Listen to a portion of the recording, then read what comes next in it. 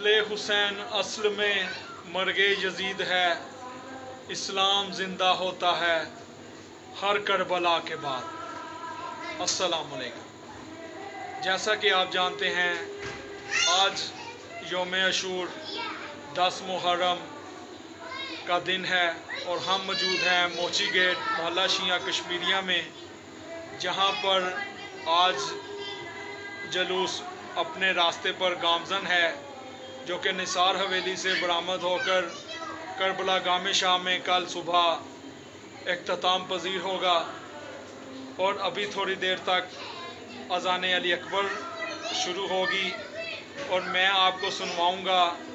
मस्जिद कश्मीरिया मोहल्ला शिया में अज़ान अकबर दी जाती है और असल में वैसे तो आम तौर पे ये अज़ान फ़जर ही है, लेकिन ये मंसूब शहज़ादा अली अकबर के साथ इसलिए है कि आज के दिन 61 हिजरी को मौला हुसैन अलैहिस्सलाम ने शहज़ादा अली अकबर से फरमाइश की थी कि वो अपनी आवाज़ में हमें अज़ान सुनाएं।